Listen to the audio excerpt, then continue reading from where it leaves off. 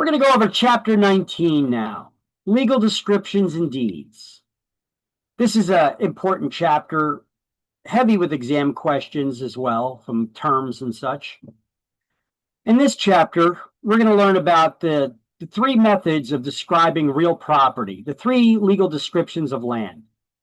We're also going to identify four types of deeds that are commonly used in New Jersey, and then we're going to go over the anatomy of those deeds. So, without further ado, what is a legal description? Well, it's an exact way of describing real property in a contract, deed, mortgage, or other document that's acceptable in a court of law. A legal description can be combined or altered only by a competent authority, such as a surveyor or a title attorney. So, a deed is the document that we use to transfer one's right, title, or interest, partial ownership interest perhaps, in property. It must include an adequate description of what exactly is being conveyed, whether it's land or somebody's rights. So let's make a little modification to that slide there too. One, two, title, interest, must include an adequate description of what is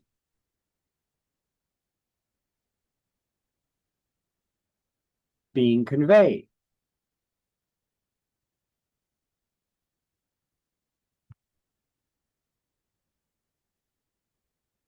Land,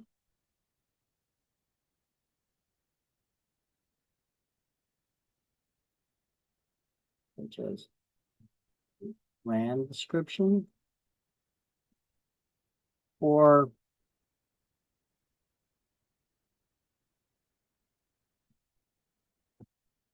partial ownership rights, or mineral rights.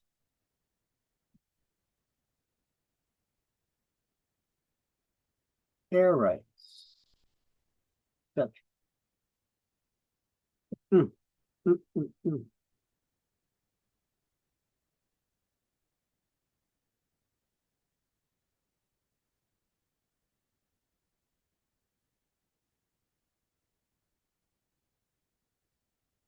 There we go. So I just tweaked it a little bit there. And there's three legal descriptions of land: meets and bounds, rectangular or government survey. It's also known as the PLSS, the Public Land Survey System. But on exams, it'll just be referred to as rectangular or government survey. And a plat, which is a map of a subdivision recorded in the county where the land is located. So you guys have this stuff highlighted already here, I guess? Yes. Yes. Yes. Okay. Okay, so the legal descriptions of land should always include the name of the county and the state in which the land is located. Why? Well, we have several municipalities in the state of New Jersey that share the same name. So we need to specify what county they're in. Okay. On our sales contracts, it doesn't just say the name of the municipality, but they want you to also specify the county that it is in. You need to put all that information on the contract. Okay, so before we get started in deep further into this chapter, I like to put some of these words up front, some of these terms that we need to know, because they're going to be discussed here before we actually get to them in this chapter. Like a benchmark. A benchmark is a local permanent marker that aids surveyors in their measurements, which could be based on these local markers rather than the actual marker, which may be miles away.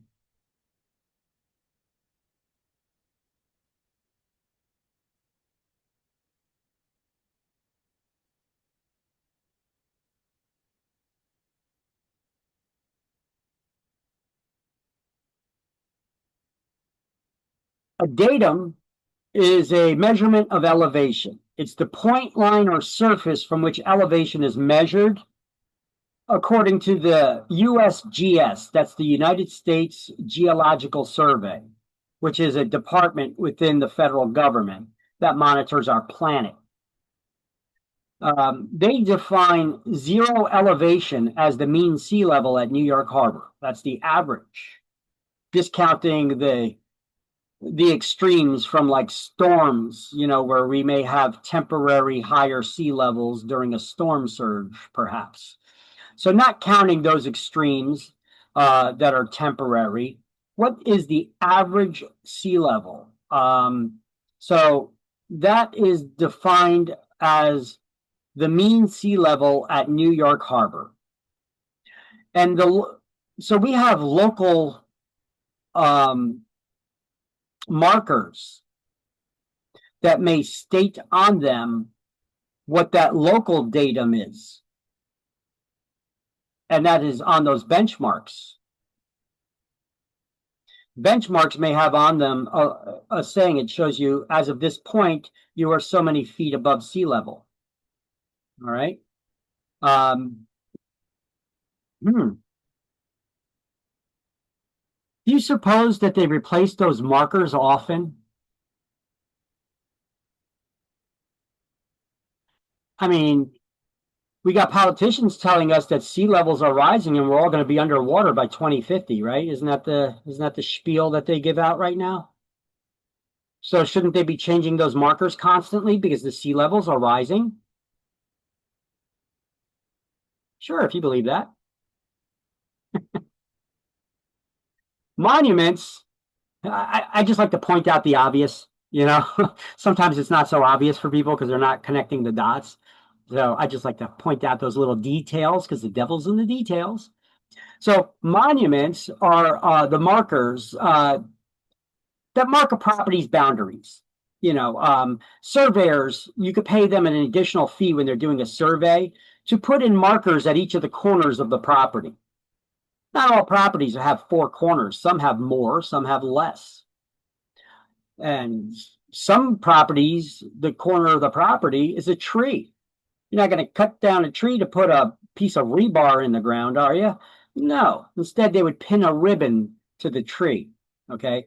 So monuments are markers at the corners of a property to mark the boundaries, often with wood or steel rebar stakes or a ribbon in the ground or a ribbon pinned to a tree. Steel stakes, let's reword that. Steel stakes in the ground or a ribbon pinned to a tree. There we go. That sounds better.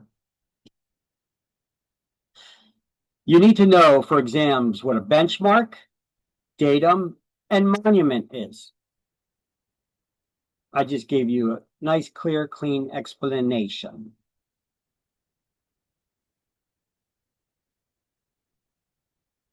Okay. Here are some examples of surveyor benchmarks. Here's one placed in 1933. It says your elevation above sea level at this point. This was placed there in 1933. $250 fine or imprisonment for disturbing this mark. Back in 1933, $250 was a lot of money. I wonder if they ever raised the price on these fines or if they're still listed at those older prices there. Anyway, this one, these markers will often have on them listed who placed the marker there. In this case is the U.S. Coastal and Geodetic Survey benchmark. Here you got the Army Corps of Engineers placed one. Here's one, the U.S. Coastal and Geodetic Survey again, 1947. This one's you can't make that one out. You could have one that just looks like this. Here's one that was placed in 1882. I guess that one kind of rotted out, so they're resetting it. So as you can see, it's reset in 2016 at a station in Stillwater in the Adirondacks. So that's probably upstate New York. Or you could get one that just looks like this, survey mark. Here's some more. There's one that's put in a rock in 1890. Here you got another. And here's one placed in a cornerstone or brick. Shows you as of this point right here, you are 348 and 3/4 feet above sea level. Here's another. Another. Look at that. Even Disney, they got their branded ones. Surprised that they don't have any information on it, though. Okay. Here's a marker, another marker.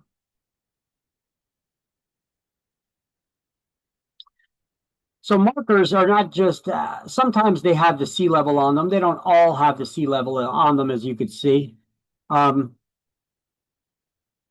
So what do those markers' purpose serve? Well, it shows you exactly where you are so that you can then work your way back to a property that the surveyor's surveying. They find one of the corners of the property, and then they start their measurement of the property from there, from that point. You know, surveyors, they mapped out our entire country, our state law, our country's borders, our state's borders, our counties, our municipalities. They're all mapped out by surveyors. Here's an old picture printed on tin because I could see this guy starting to disappear like on Back to the Future from the picture.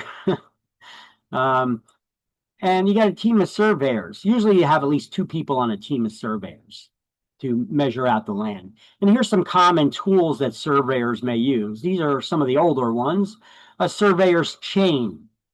A chain, you see 2 people, they got handles on them that 2 people would stretch them out. And chains are of specific length. They're either 33 feet or 66 feet in length.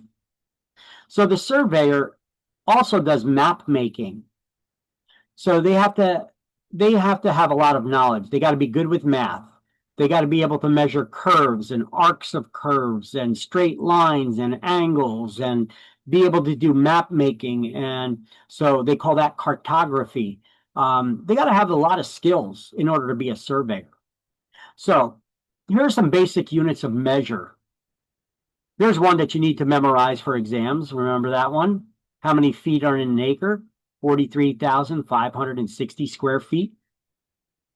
Now here we have, these are units of measure. I know a township is often referred to as the structure of government that's been chosen to run a municipality. But here we're talking about surveys. And when you're talking about surveys, this is totally different meaning for the word township. It has nothing to do with the form of municipal structure that has been chosen.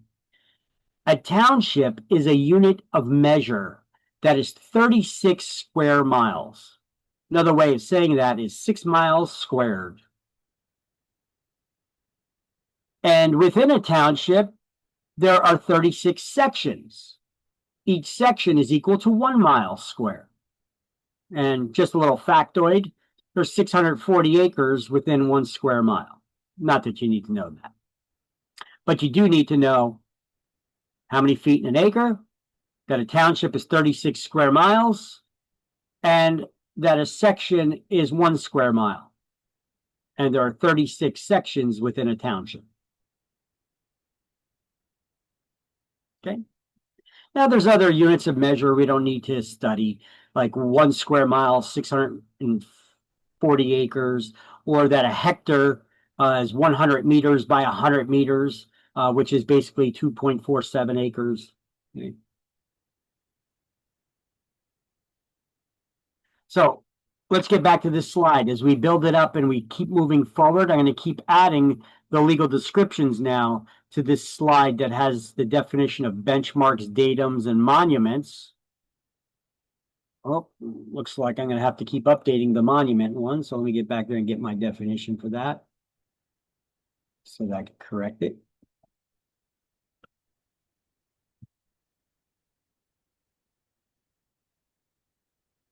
Dooby-doo, dooby-doo.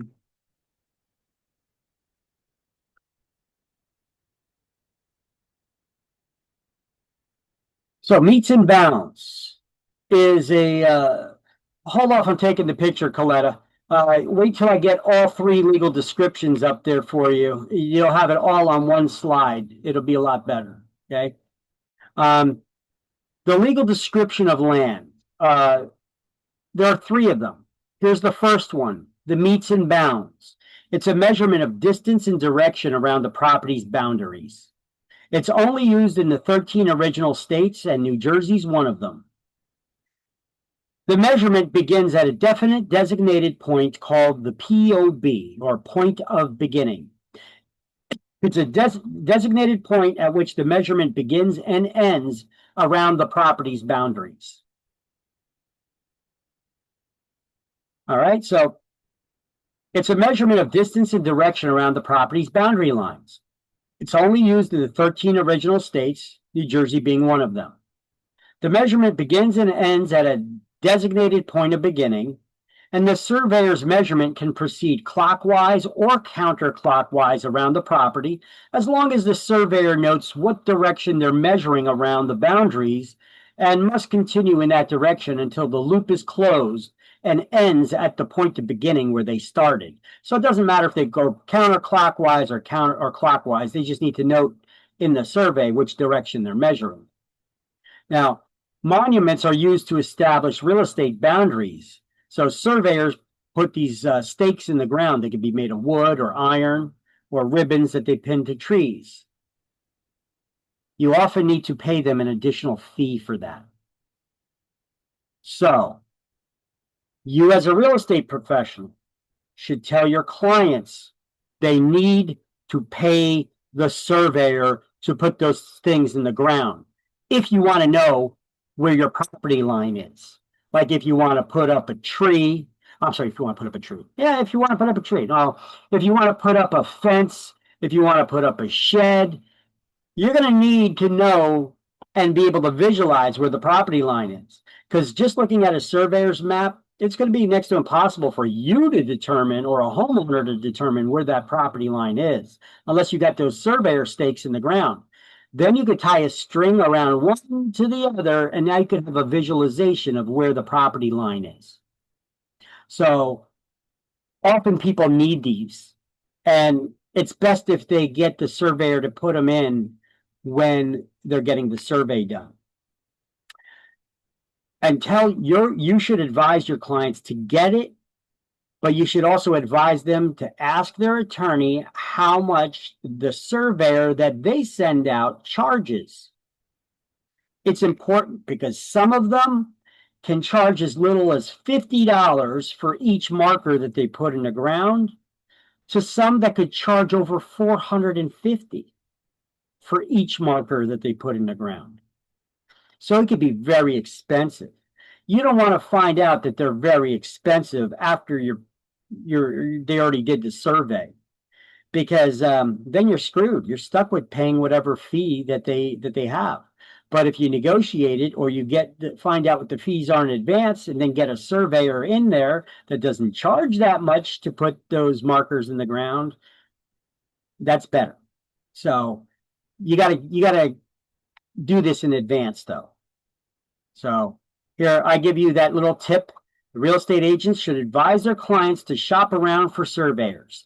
Ask how much they charge to install the monuments at each corner. This is a separate charge from the survey itself, and the cost can vary widely, which they can negotiate or shop for before the survey is done. They'll need these markers if they wish to put up a fence or a shed, to see where the boundaries are, and which may be beyond the scope of most people's ability to find. Okay, so often when we got buyers, we're showing them properties. They ask us as real estate agents, "Hey, where's the property line? Is it here where the fence is, or is it where the bushes are, or is it where the ground kind of like swoops down over here?" And then you get these real estate agents that they're a bunch of jokers. They come in there and they're like, "All right, let me take a look." What the hell are you looking at? There's no way for you to tell where the property line is. Unless you're there and there's some survey markers that are sticking out of the ground and you're just lining them up. It's impossible for you to tell just by where a fence currently is. That fence could be over the property line. You don't know.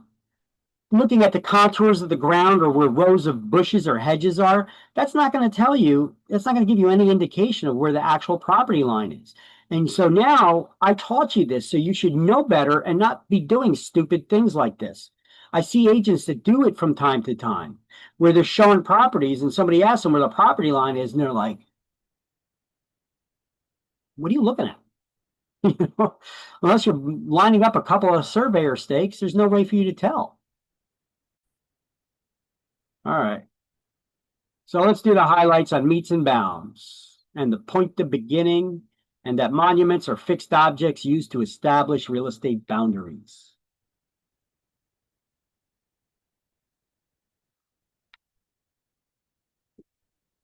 Well,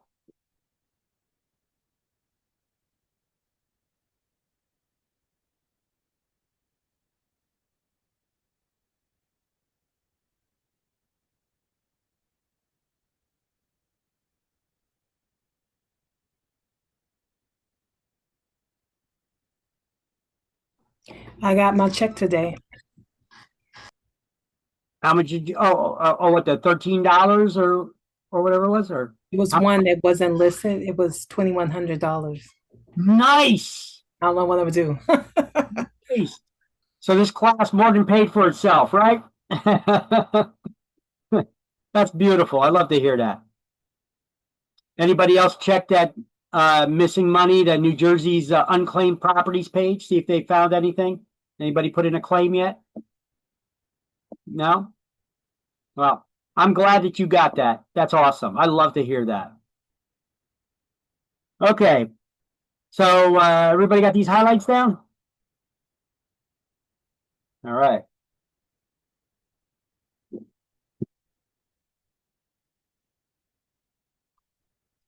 So here's actually a survey of my property. I had to get it because I'm putting in a wood shed, or actually I got a wood shed there. I'm going to tear it down and I'm going to put up a big shed on a concrete slab now. But because this one kind of sunk into the ground, it's falling apart, but it served me good. It was there for over 20 years. So I built that years and years and years ago. Actually, way more than 20 years. I was a teenager when I built that. Holy shit. Wow. Wow, wow, wow. That shed was there for a long time. All right, so I just got a realization of how long ago that I built that. That was a long time ago. That was almost 40 years ago, 30 something. No. All right, so as you can see here, we got a POB, or maybe you can't see it. It says POB right here. But look, here's where the curb is. Here's where you got the street, and then you've got the curb over here. And the surveyor noted there's a concrete curb. And then he also has some measurements here, ARD. That's the arch of the curve, the measurement of the arc of the curve, the radius, and the diameter. You've got an iron pipe, he noted, is sunk into the ground here at this location. It's set off a bit from the curb. It's actually set off about 6 feet. And over here, he also says that there's an iron pipe in the ground over here. Back here and over here. But this is the point of beginning, the POB, where he's beginning his measurement from. How come he's not beginning his measurement from the corner where the curb is?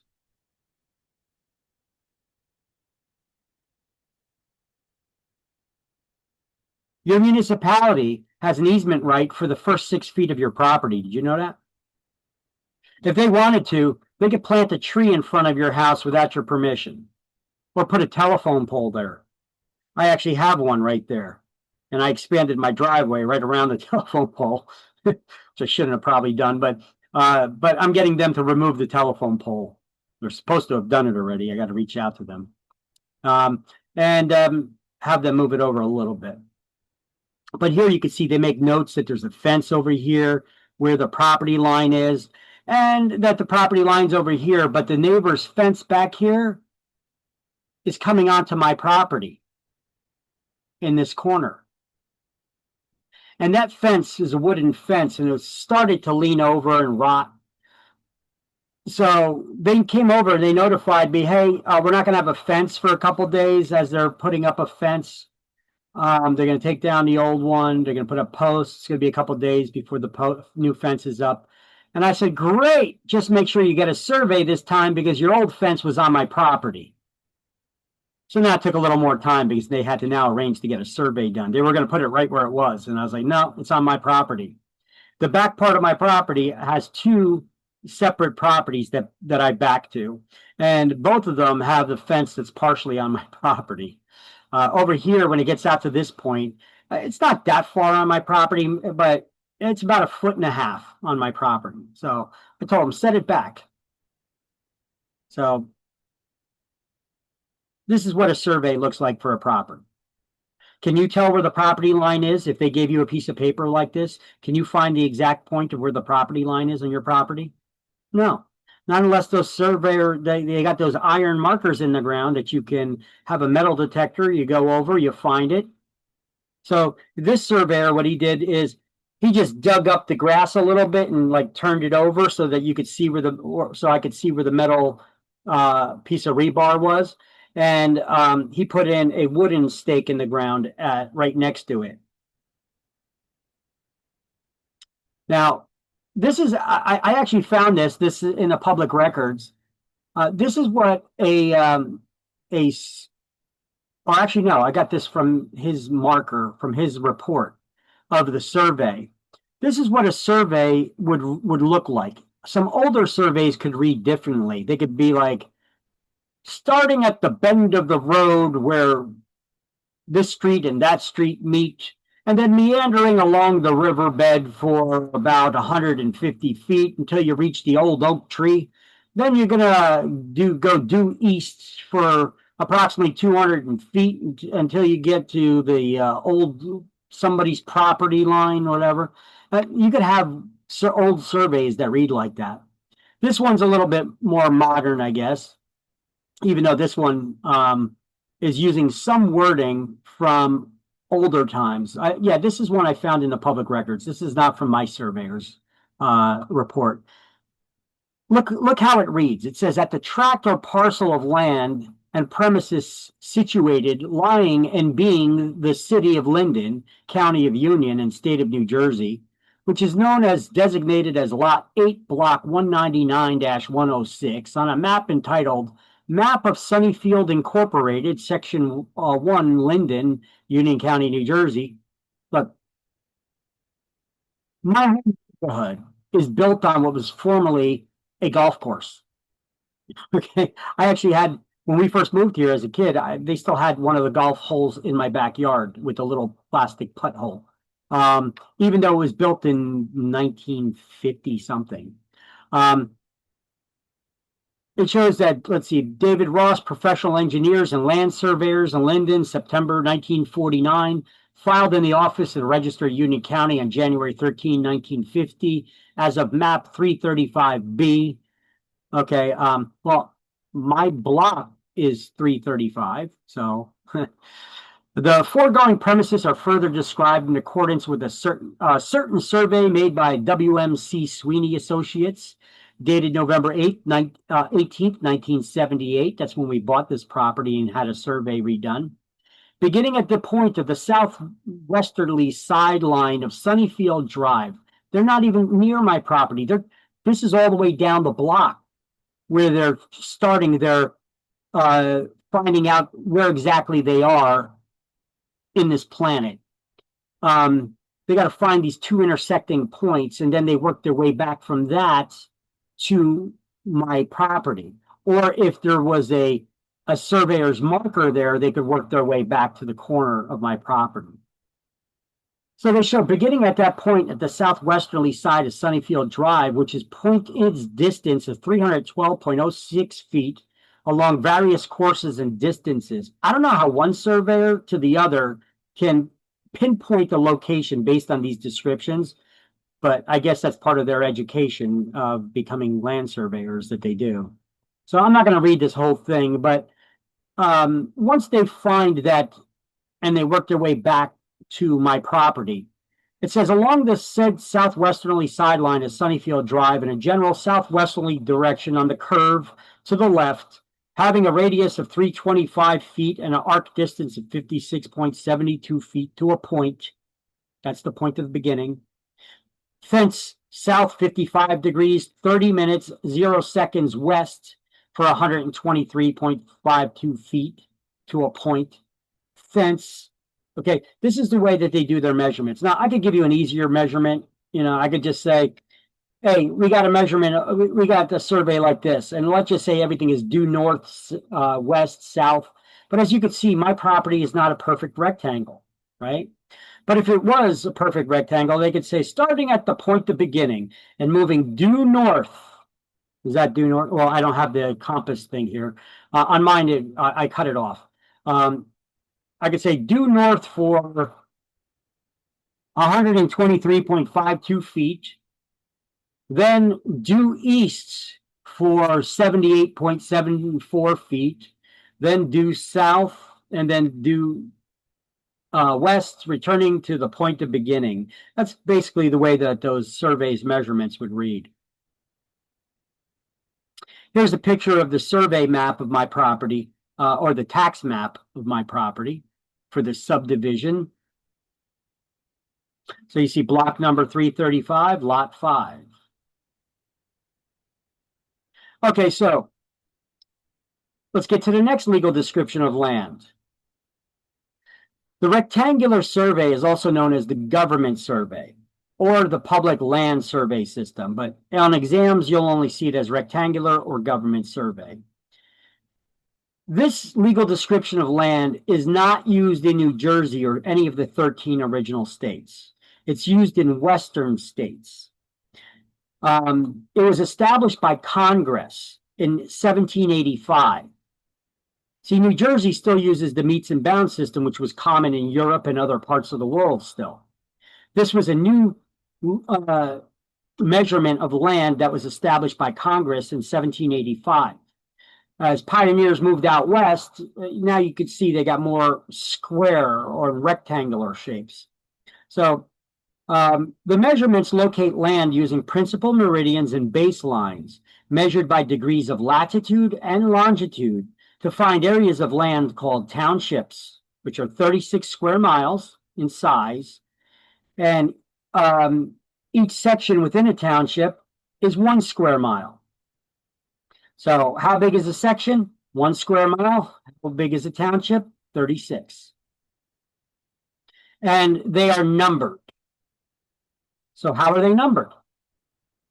Well, I'll show you right after we do the highlights on this slide.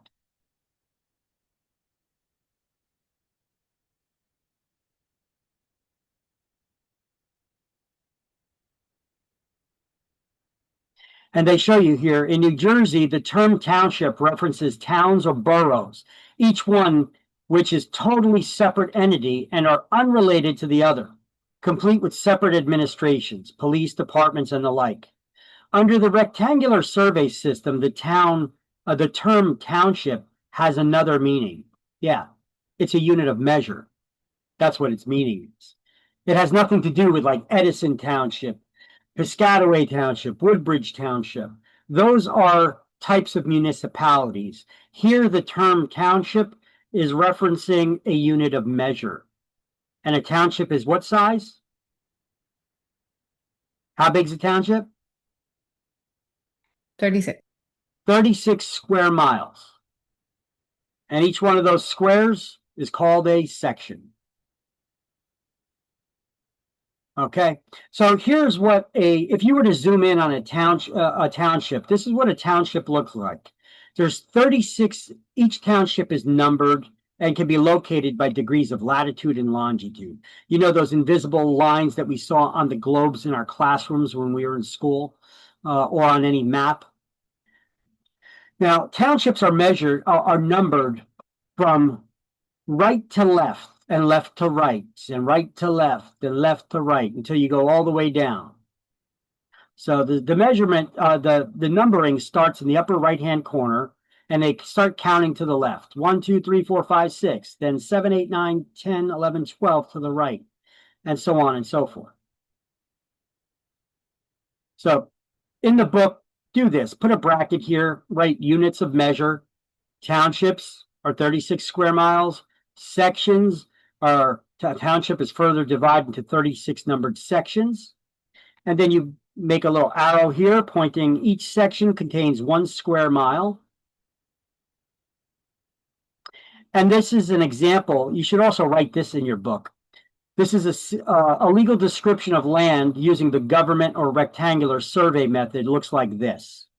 If you see a legal description of land that reads the SE quarter of the SE quarter of the SE quarter of section 1 would be 10 acres square.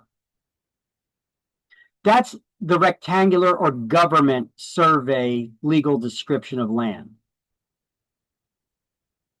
So I'm going to zoom in on a section after you do your highlights and notes here and show you exactly how that measurement gets done. Like if you have this section 1 over here, how we would then do this measurement. And it's basically you take that section number 1 and you cut it into quarters.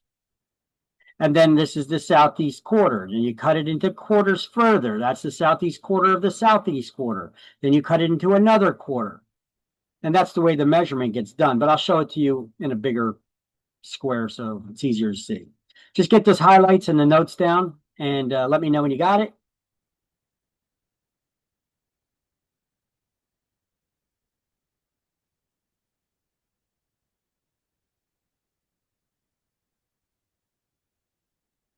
Anybody still doing their notes there? Need time?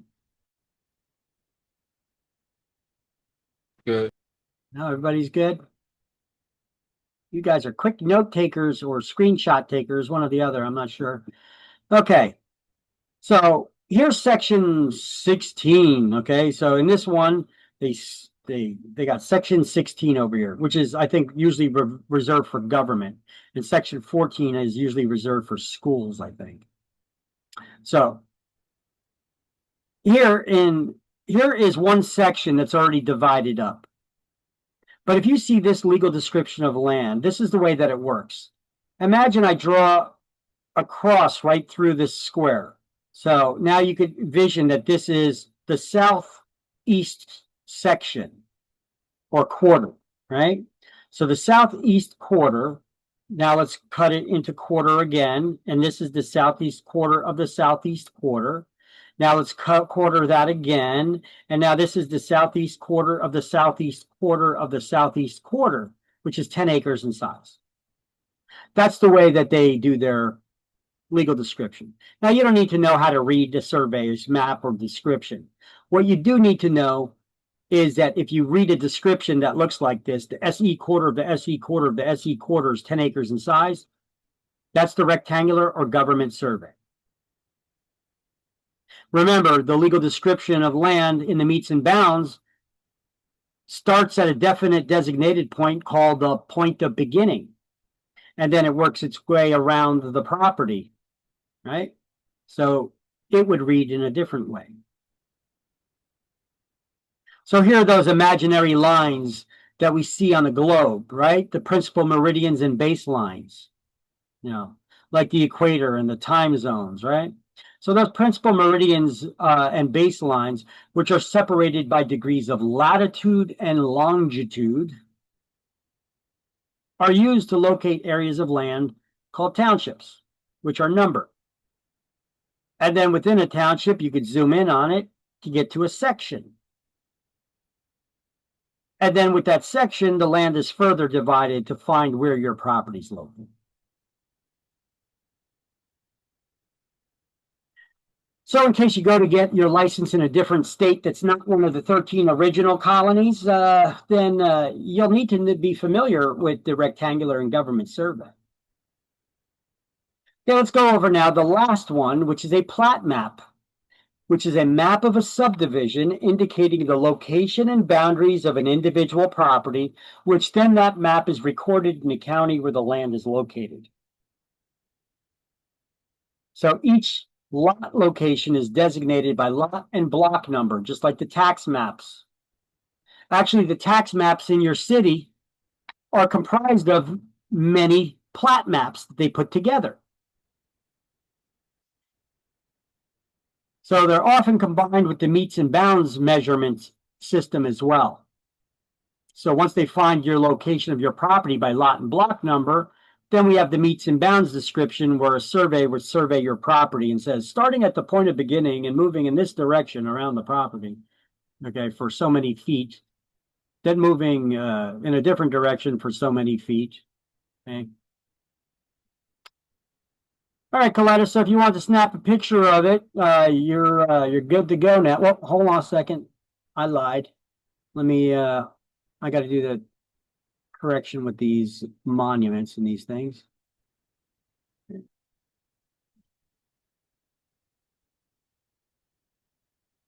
There you go. Now you're good. Now you're good to go. Snap a picture of it for your notes because you got the benchmark, the datum, the monuments definition, meets and bounds, point of beginning, the rectangular and government survey with what a township is and what a section is and how large they are, and a plat map. So you got all your definitions here for surveys. You'll probably get on exams, you need to know what a benchmark, a datum, and a monument is. Which legal description of land is used in New Jersey and only in the 13 original states? Rectangular survey. Nope. The meets and bounds. The meets and bounds. Which legal description of land has its measurement that starts at a definite designated point? They call the point of beginning. Meets and bounds. The meets and bounds system. Which legal description of land was created by Congress in 1785? The rectangular survey. Rectangular or government survey? Which legal description of land is located by degrees of latitude and longitude and uses measurements called townships and sections? Plat map. The rectangular or government survey? Which legal description of land has areas of land called, which legal description of land is used in Western states and not the 13 original colonies? Rectangle. The rectangular or government survey. You see how I'm throwing out how there could be so many different, the questions can be asked in so many different ways.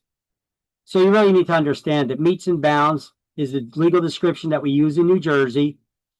Its measurement begins and ends at a definite designated point called the point of beginning. The rectangular or government survey was created by Congress.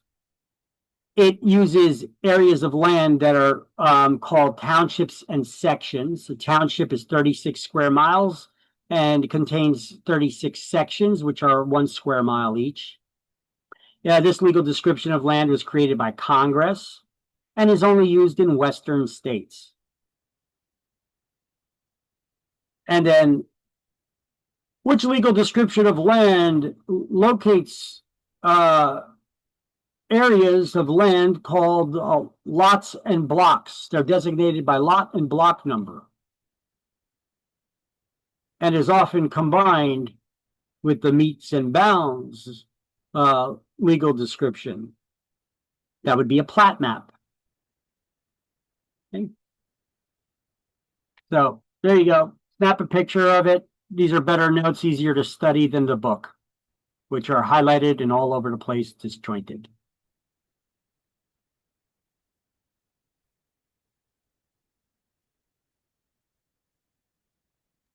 Got it. Okay. Anybody else snapping a picture needs a second? before I move on? Because this Yeah. got a lot of information on it. You should really get it.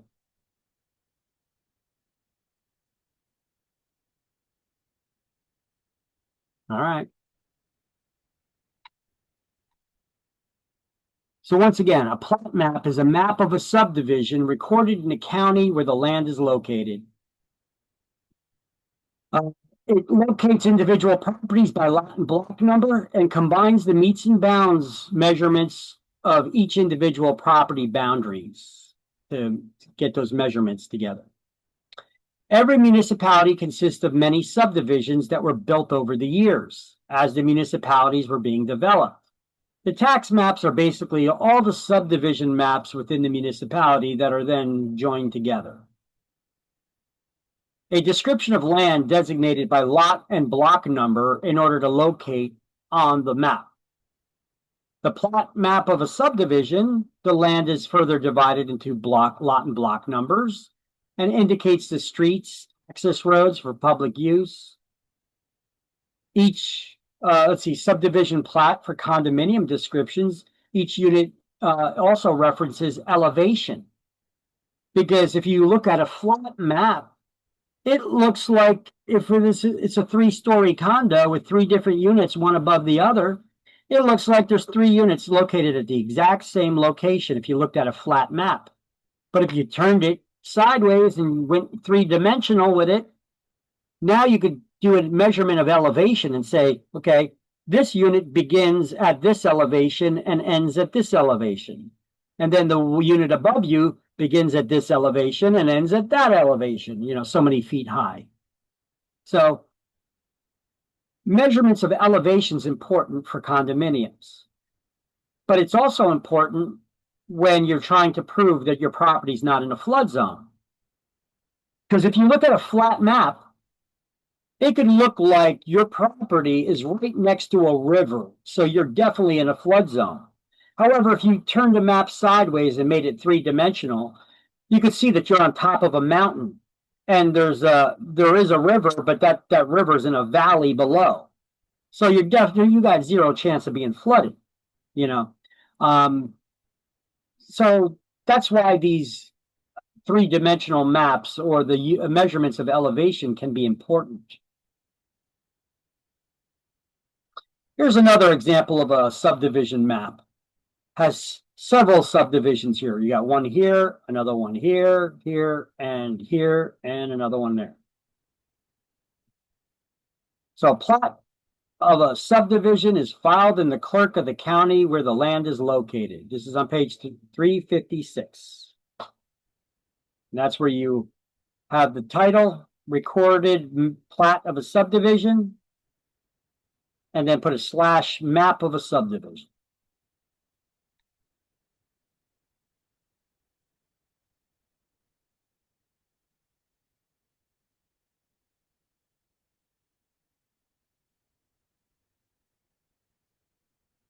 And then here's their legal description of that subdivision map, known and designated as lots 7, 8, 9, and 10 in block 3 on certain map entitled Map of Oak Brook Terrace, Jefferson Township, Morris County, New Jersey.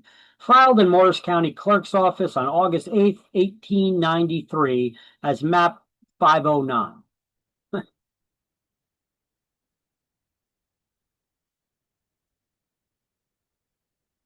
Here's another picture of a plat map. This one is on page 343. And here's another, here's that same one that I actually used. I took that and I just highlighted the road and the property's boundaries to show you the difference on them, right? And here they're stating out where there's public utility easements and all kinds of other stuff. A well site. Here's a municipal tax map here. And if you notice at the edges of the map, it says sheet 24. And then you have 25 goes up here. Sheet 30 and sheet 26 go here. So now you could take these different plat maps or these tax maps and you could put them together like a puzzle. but they're labeled where the other maps. Map number 24 matches up to this one. Map 25 matches up here.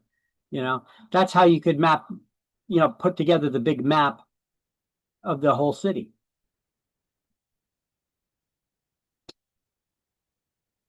All right, so why do we use surveys? Well, who does surveys? A licensed surveyor prepares a survey. They show location, dimensions of parcels of land. They show location, size, shape of buildings on the lot, which I showed you in my example when I showed you my survey of my property. When are surveys used? Well, when you're conveying a portion of a lot, placing a mortgage, determining legal descriptions, subdividing land, or doing any construction, even putting up a fence. Your city's going to want to see your survey of your property before they give you the approval. See how my back neighbor, when I zoomed in on this survey, you could see that their fence veered off onto my property. Shows you the distance from the property line that any structure is.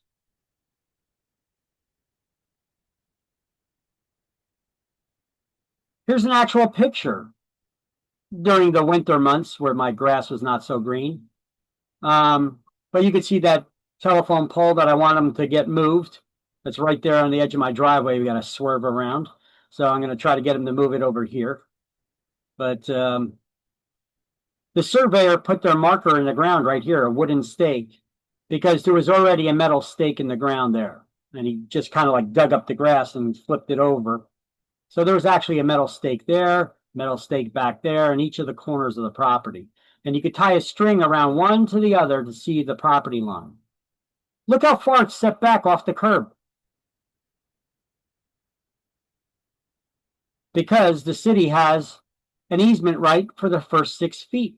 So do utility companies. That's why they got a telephone pole there. Look, there's another one there. Yeah, I don't even have that tree anymore. That tree's gone now, too.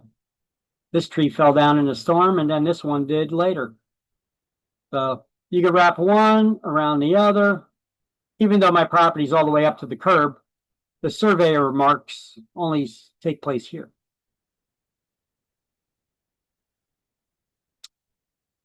Here it is again. And once again, there's that municipal tax map. Okay, so I'd just like to give you guys visualization so you get an idea of what it is we're talking about. That's it. And I told you condominiums, it's important for them to have those measurements of elevation so you know at what point of elevation does your ownership of the building begin. Datum is zero elevation at the which is described or defined as the mean sea level at New York Harbor. Large cities establish local official datums based on that one.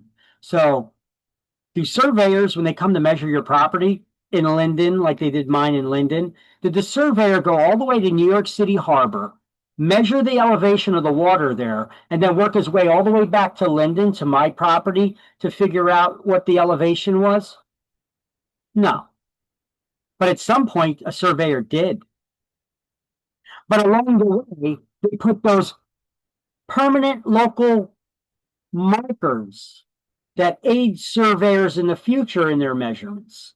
And what do we call those permanent markers? Benchmarks. So now you get a better understanding of it, right? They don't do this every time. Now they could just reference that local marker and then work their way back to my property from that local marker. So benchmarks are the permanent local reference points that aid surveyors in their measurements. You guys ever see a surveyor that seemed like they were off, like you're driving down the Parkway or something, or 287, and you see a surveyor off in the woods, off to the side of the road with their tripod, and it kind of looks like a looking glass that they're looking through, and then there's somebody else with another surveyor pole that they're holding. You guys ever see that? They're like way off into the woods or off on the side of the road because they're looking for one of those benchmarks, and then they're going to start their measurement back from that benchmark point to a property that they may be measuring in the area. Or maybe they're doing a measurement for the state for the highway because they're going to do something. That's what they're doing. So now we get to the point in the book where we can highlight datum and benchmark on page 357. A datum is a point line or surface from which elevation is measured. And a zero datum or zero elevation is defined by the USGS as the mean sea level in New York Harbor. The United States Geological Survey, or USGS, is a department within the government that monitors our planet. They monitor it for seismic activity. They monitor it when we get hit by asteroids or other kinds of flying debris from space. They monitor volcanic activity, the sea levels, you name it. The shifting of the tectonic plates in the planet, that is monitored by the USGS. Anybody ever watch the news and see the radar where they're showing you the weather coming in? Often, most of those news agencies, they do not have their own satellites. So you'll see a logo, USGS, it's just a block logo, USGS in one of the corners. That's the United States Geological Survey. They have their own satellites around the planet that monitors the Earth.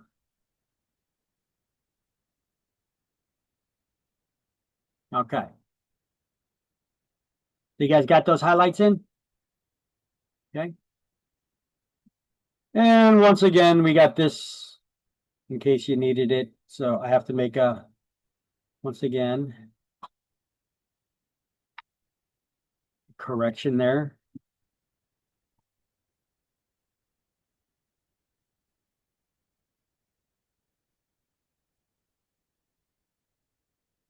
Now we're done with the surveys and the legal descriptions of land and their measurements.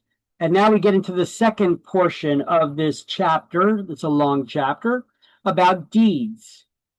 Okay.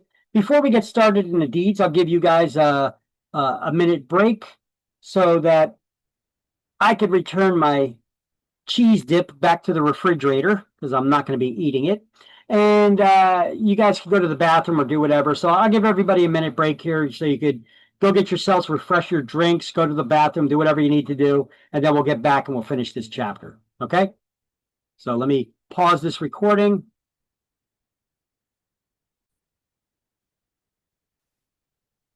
All right, so let's do the second half of chapter 19 about deeds. What is a deed?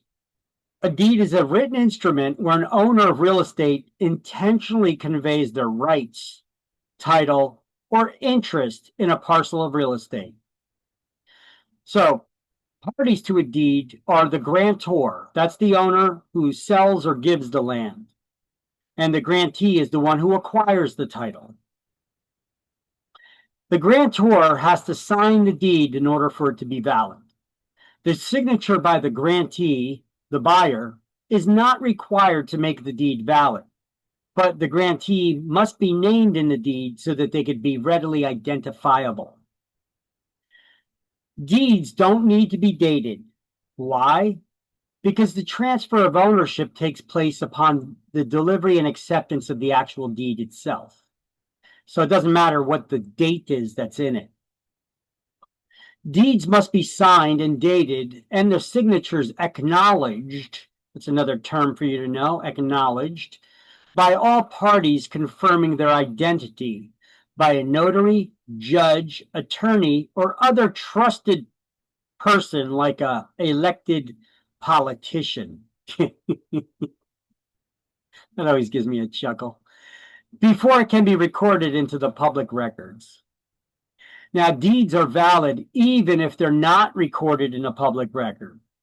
If I sign over the deed to my house to you and I hand it to you and you accept it, you are now the owner of the property. You haven't recorded it yet in the public records, but you are the owner of the property. As long as I signed that deed and you were named in that deed to be the buyer, the transfer of ownership took place upon that delivery and acceptance of the deed itself. It is, however, in both the buyer and seller's best interest to ensure that those deeds are recorded. We went over the reasoning behind that back in an earlier chapter. So there's 4 common types of deeds used here in New Jersey. And let's do the highlights here. You got the full covenant and warranty deed, bargain and sale deed with covenants against Grantors Act, the bargain and sale deed without any covenants, and a quitclaim deed.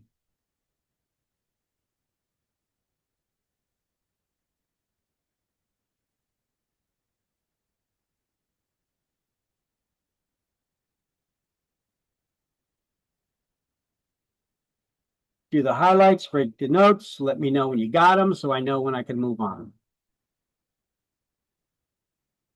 Got it. Okay. Everybody got it? Everybody good? Yeah. Yeah. Got it. Yeah. Okay, so here are the types of deed. We have the types of deed, but first we got the players here. The grantor is the seller and the grantee is the buyer, or the one that's receiving the property. We have the warranty deed, which goes by several names. And so I conveniently put them down here because they were not referenced in the book. In the book, they showed full covenant and warranty deed, but it actually goes by several names. We have the warranty deed, also goes by the name general warranty deed or full covenant and warranty deed. What's a covenant? It's a legal promise. Okay, so these are legal promises that are within the deeds. It's a full warranty deed. Then we have the bargain and sale CAG type deed. Now, we're going to go into and examine each one of these types of deeds and what the differences are between them. And then we're going to go over the anatomy of a full warranty deed so that you can see what all the legal promises are that are included with it. So you have a better understanding. So in a warranty deed, also known as a general warranty deed or full covenant and warranty deed, it offers the most protection of any deed to the buyer. And as we go down this list, we're going to find the deeds that offer the least protection. So a bargain and sale deed, a bargain and sale CAG or CVG type deed. That's CAG stands for Covenants Against Grantors Act. CVG stands for Covenants versus Grantors. You ever see like legal documents where one party suing another and it says this person against that person or this person versus that person? It's the same deed, it's just worded differently.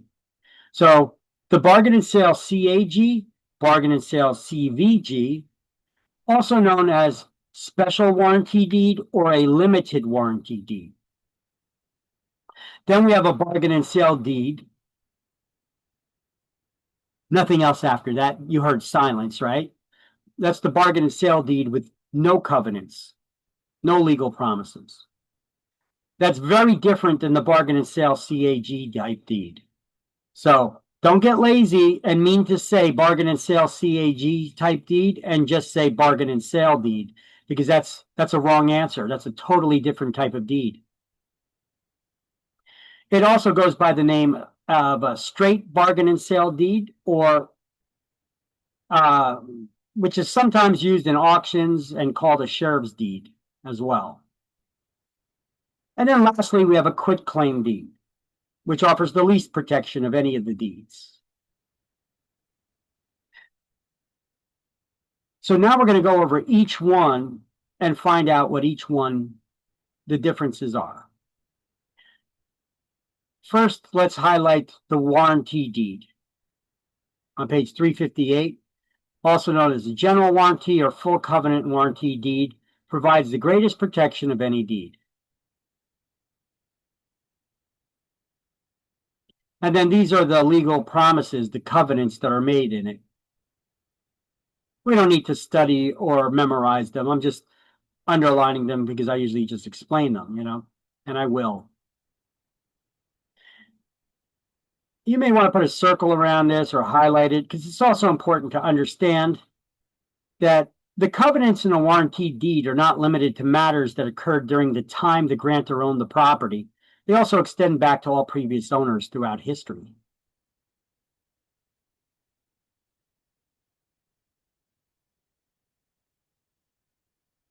So let's analyze that general warranty, full covenant, and warranty deed.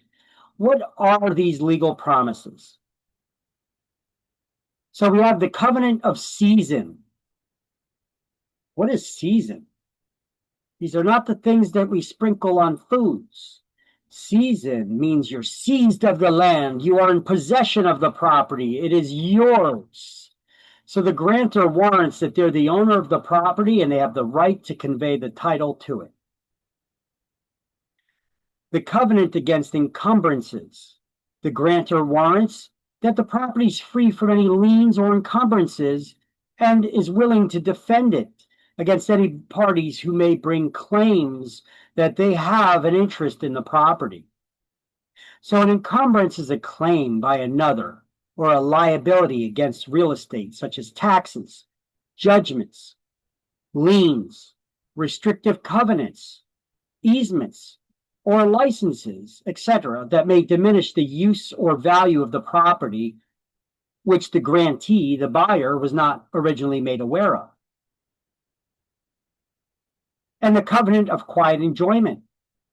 The grantee, that's the buyer.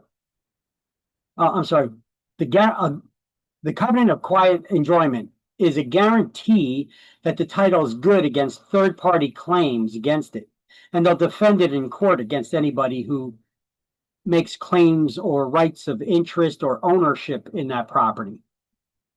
For instance, if somebody steps forward and they say, my grandpappy's grandpappy was swindled out of this property and I could prove it. Okay, so the person who sold you the property and gave you a warranty deed, they now have to defend that you have good, clear title and that other person's claims are not true. This is the warranty that they made. This is the guarantee that they made when they transferred you that ownership. It's an important one because if somebody can prove that their grandpappy's grandpappy was swindled out of this property years and years and years ago, all transfers of the ownership since then have been illegal. They're null and void.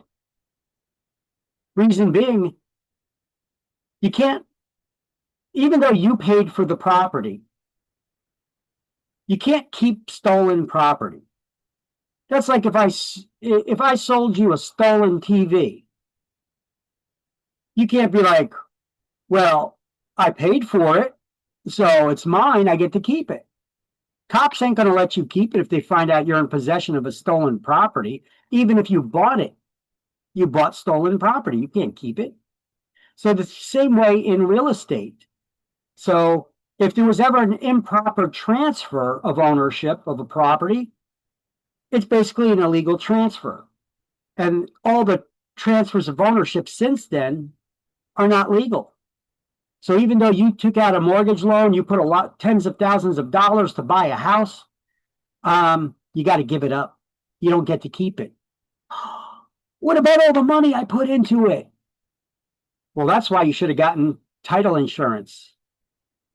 They sell two types of title insurance, right? But you could buy that title insurance and that would protect you or reimburse you if there were any improper transfers, because the title company should have caught it. And if they didn't, well, you're insured. And what about the lender? Well, there's the lender's policy that you could also buy that would pay off any outstanding balance to the lender. It's highly recommended that when you buy real estate, you do get both insurance policies, the lender's policy and the buyer's policy. Okay, so the covenant of further assurance. The grantor promises to obtain any instruments needed to make the title good, to provide the evidence in court that's needed to defend your ownership. And then the covenant of warranty forever. This states if promises that were made in this warranty ever fail, the grantor will reimburse the grantee for any losses sustained. So you don't really need title insurance for a warranty deed then, right? You know what? I wouldn't rely on that totally though. What if this person's dead? What if they die? What i- what if what if they go broke for whatever reason? Can't get blood from a stone now, can you? So it's always a good idea to still get that title insurance. So these covenants are not limited to matters that occurred during the time the grantor owned the property. They extend back to all previous owners since since the beginning of time that we kept records of land ownership here in the United States. So what about the people that are always out there yelling and screaming? Yeah, we're on stolen land, right? Really? You know, it's conquered land. It's actually not stolen. It's conquered. Even though we didn't conquer it, who did? Well, it depends where in the country you are, right? Because on the East Coast, a lot of this land was either conquered by France or Spain, and then we bought it from them, right? So, how far back do we need to look? How many conquered, civilizations do we got to go back? We're going to go back to Indian civilizations where Indians conquered lands from other Indians, which they did. So those claims that people make, these are often kids that make these arguments or people who think they're smart. Oh, we're on stolen land. No, you're not. You're on conquered land. Show me one place in the entire planet where lands were not conquered and taken over by another peoples at some point in time. So as far as the United States goes, land keeping of records of ownership, it only goes back as far as the United States had the ownership of the land. Okay. And then from that point forward, those people can lay claim to the land. So the bargain and sale deed with covenants against grantors act. What is that? Well, it's a deed where the owner says, as long as I have owned this property, I have done nothing to encumber it. But I'm not guaranteeing you anybody that's owned the property before me. For that, get a title search and title insurance.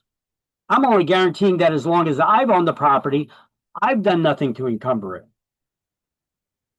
Whereas that warranty deed, the owner that gives you a warranty deed, they're guaranteeing that they've done nothing to encumber it and that nobody throughout time that owned it before them, since we became the United States, has ever had an improper transfer of land.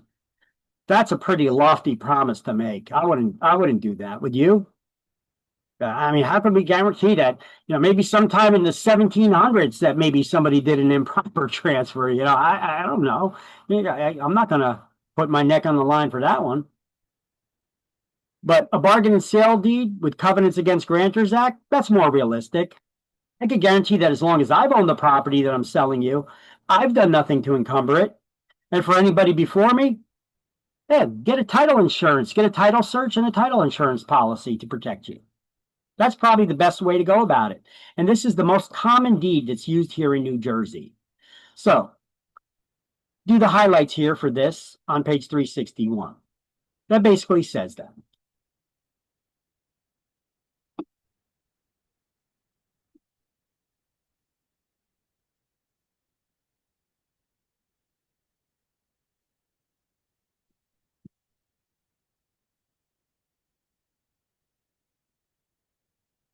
But this is the normal type of deed that's used to transfer property by sale in New Jersey.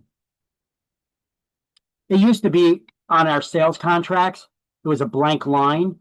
We needed to fill out, or whoever is filling out the purchase contract, the buyer's agent, needed to fill out what type of deed they were asking for. And the most common deed is the bargain sale CAG type deed. So every now and then I would get an agent that would write down warranty deed or general warranty deed.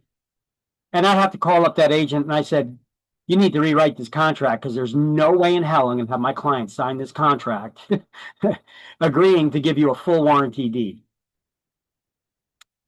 See, a lot of agents, they forget what the different types of deeds mean when they leave the classroom after you get your exams and you get licensed. This is important to know. So now the way that the contracts are written, I'll pull up one and I'll show it to you. Where it says the type of deed that they're offering, is whatever type of deed that's acceptable between the parties or some nonsense like that. Let me pull it up and I'll show it to you what the new contract is. All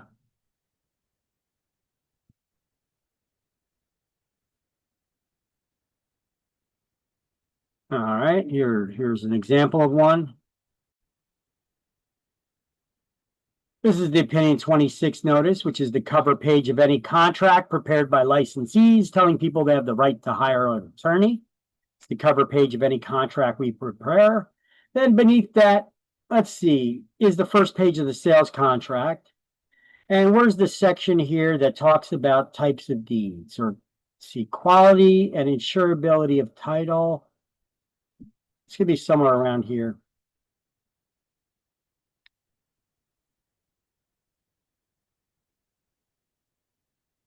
Description.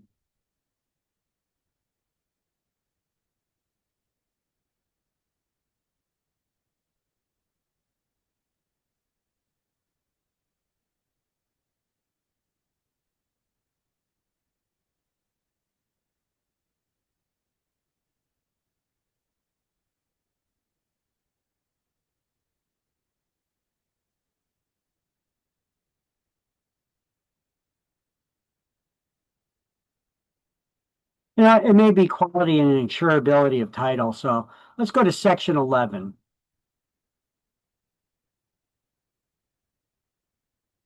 Yep, that is. You guys can see this, right? The contract? Yes. Okay. So as you can see here, it says that at closing, the seller shall deliver a duly executed bargain and sale deed with covenants as to grantor's acts or other deeds satisfactory to the buyer. All right. Title to the property will be free from all claims or rights or others except as described in this section and section 12 of this contract. The deed shall contain the full legal description of the property. Well, there's a lot of write-up here. Okay.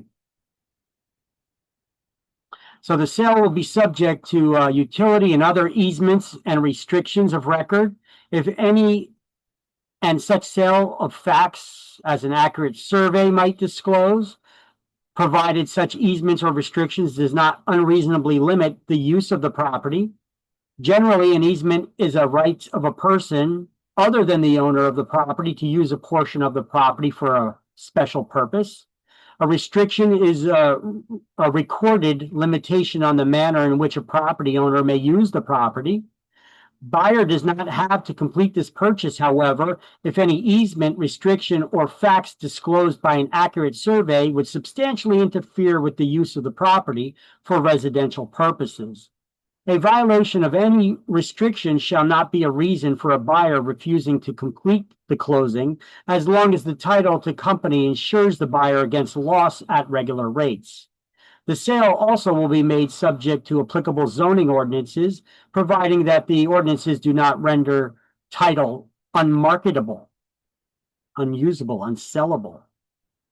The title to the property shall be good, marketable, insurable at regular rates by a title insurance company licensed to do business in New Jersey, subject only to claims and rights described in this section and section 12, which describes any limitations to the ownership. The buyer agrees to order a title insurance commitment, title search and survey, if required by a buyer's lender, title company, or the municipality where the property is located, and furnish copies to the seller. If the seller's title contains any exceptions other than those set forth in this section, the buyer shall notify the seller, and the seller shall have 30 days within which to eliminate those exceptions.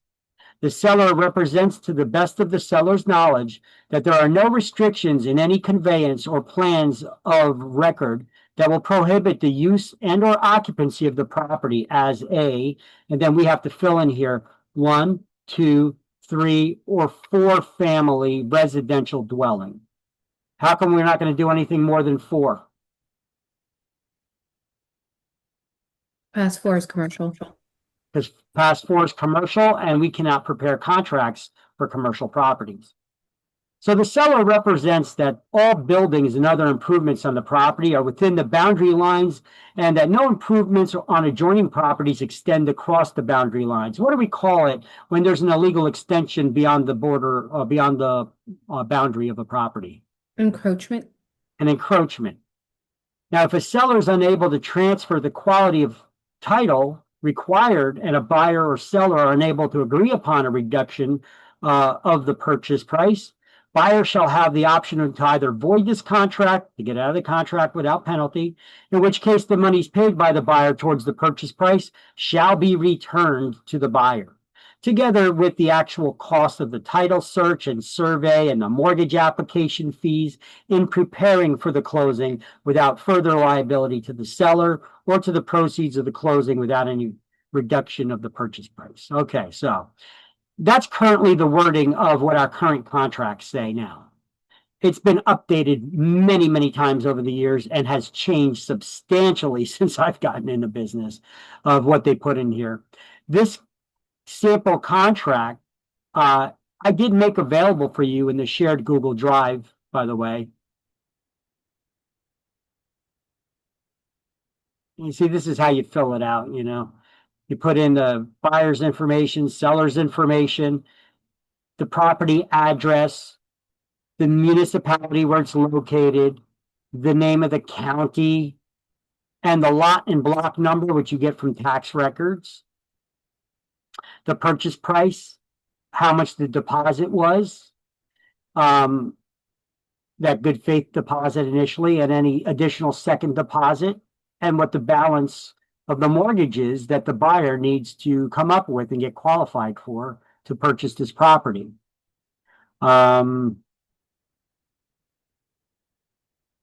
Who's holding on to the security deposits, et cetera, et cetera.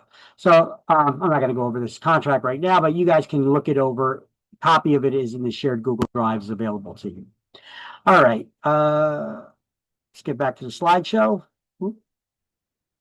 I got to put it up full screen again. Sorry.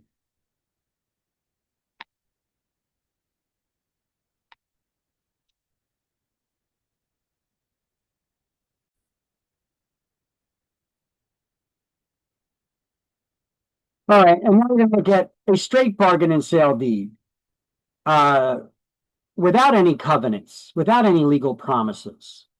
So that's what a bargain and sale deed is. It's substantially different from a bargain and sale CAG type deed.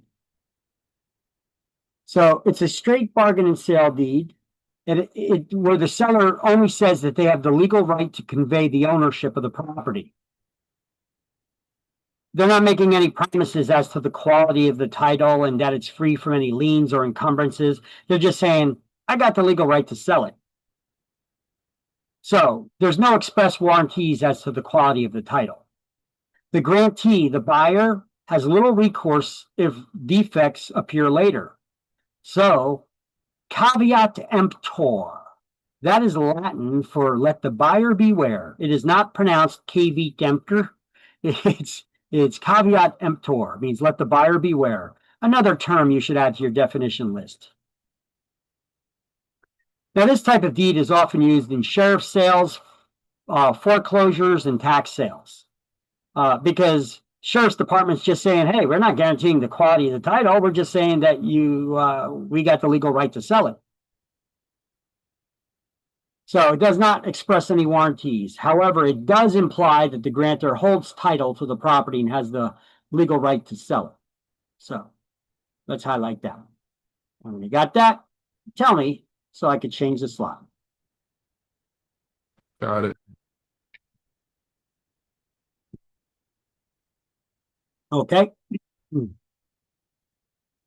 lastly, we have the quitclaim deed. Quitclaim deed provides the least amount of protection of any deed. It carries no covenants or warranties. It does not imply the person signing it has ownership or any rights or interest in the property, only that they're giving up any rights or claims of interest in the property. It's often used for simple transfers within the family, or transferring property during divorce settlements, or to clear up clouds on a title. You know, those breaks or gaps in the chain of title. Or if one owner didn't sign the deed and then they get them to sign it later, they could get them to then sign a quitclaim deed to give up their interest. So a quitclaim deed can transfer ownership just as effectively as a full warranty deed can if the grantor, the seller, has good title and interest at the time that they sign it. So let's highlight the quitclaim deed information right here.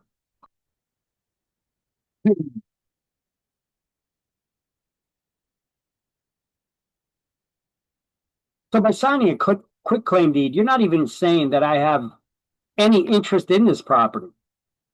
You're just saying I give up any interest I got in this property, but I'm not even saying that I have any interest in the property.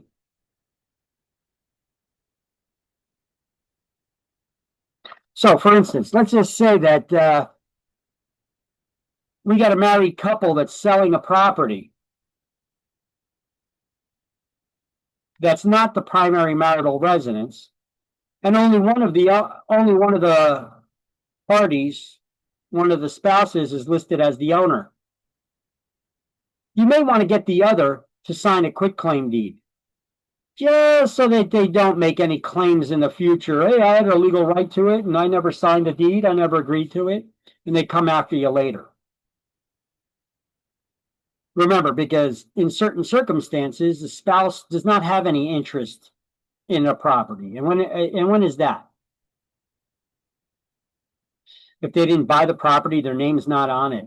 But if they're a married couple, if they were married after May 28, 1980, they no longer have dower and courtesy rights.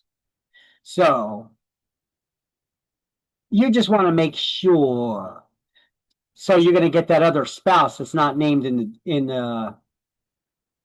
the ownership documents, in the deed, or in the public records, to sign the quitclaim deed just in case.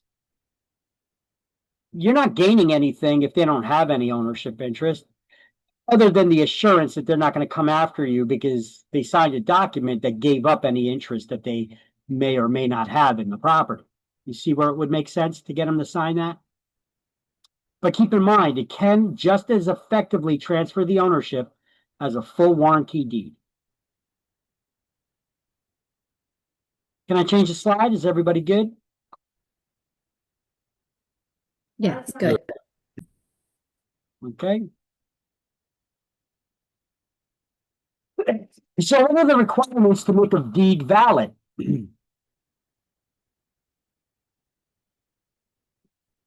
What are the requirements to make a deed valid? Well, just like any contract, you got to have legal capacity to sign the deed. You got to be a sound mind and legal age. You have to have a grantee, that's the buyer, named with reasonable certainty in the deed so that they could be readily identifiable. There has to be some sort of consideration stated in the deed. Consideration is what the parties give or receive from each other. That's something of value. What are the three legal forms of consideration? Does anybody remember?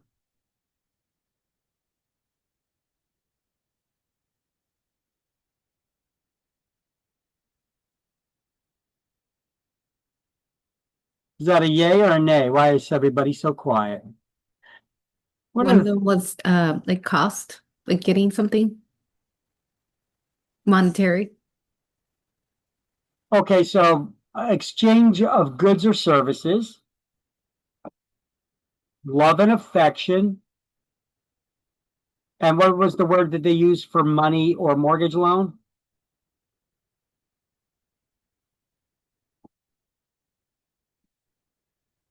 Legal tender.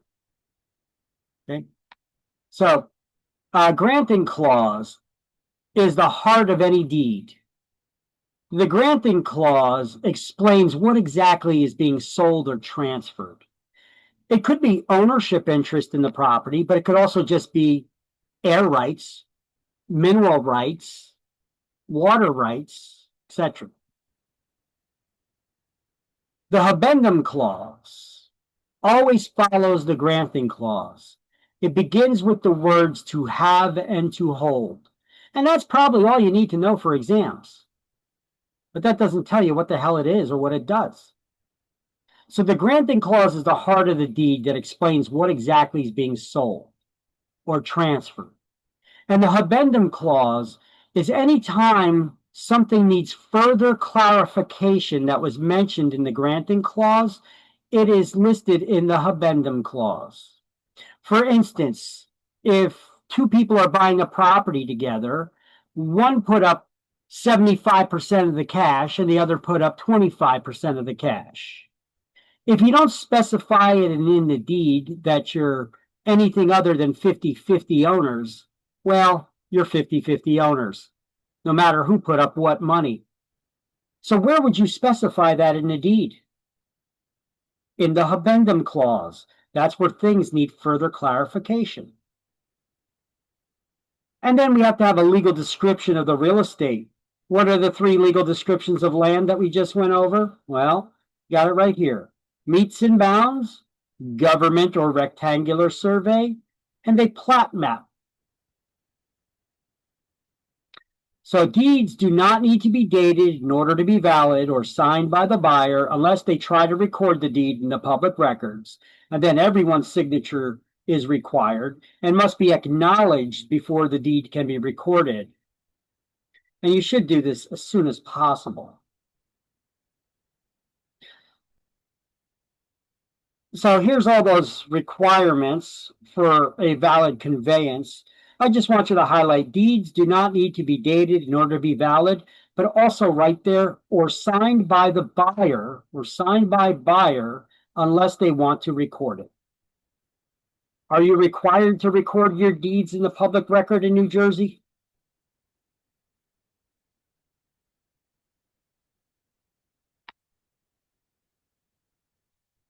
You are not. You are not required to. However, it's in everybody's best interest that you do.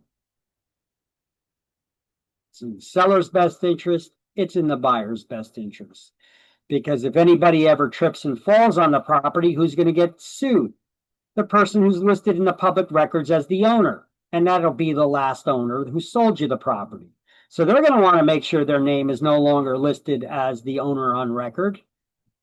And it's in the buyer's best interest because what if the seller ever gets sued? They get into a car accident or something happens and they get a lawsuit judgment against them. That person who gets a lawsuit judgment will search the public records to see if they own anything. And if they're listed still as the owner on this property, they could put a lien on it.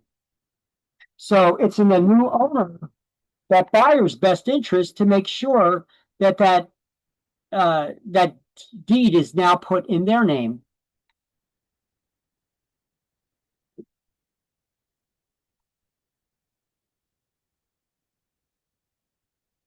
All right. Oh, somebody asked a question. Okay.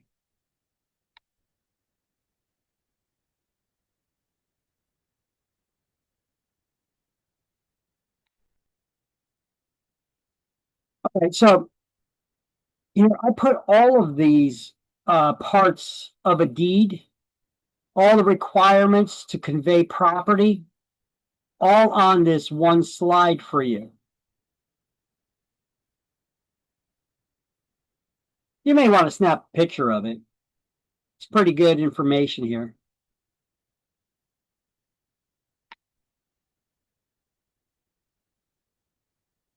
Y'all with me? Yeah. Okay. So the grantor is the seller.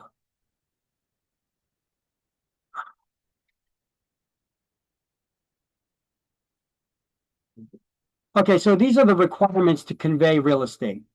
The grantor is the seller, and they have to be at least 18 years of age or older to effectively convey real estate. Now, for exams and exams only, we know that a married minor can sign a deed. Okay. Even though in real life, minors are not allowed to be married anymore, according to law in New Jersey, under any circumstance. But I think there's still a law on the books pertaining to this. So the exams go according to the laws that are on the books still. And our politicians just keep changing laws and creating new laws, and they don't go back and fix and amend those old ones. So we still got, unfortunately, exam questions about this, that married minors can be considered adults and any contracts they sign can be legally enforceable, even though in real life they can't be married, and so that undoes that whole scenario. So the grantor has to be 18 years of age or older to effectively convey the contract, and it may be voidable. You must have legal capacity to execute, to sign a deed. You got to be a sound mind and legal age. The grantee is the buyer, and they must be named in the deed with reasonable certainty so they can be readily identifiable. There has to be some sort of consideration stated in the deed.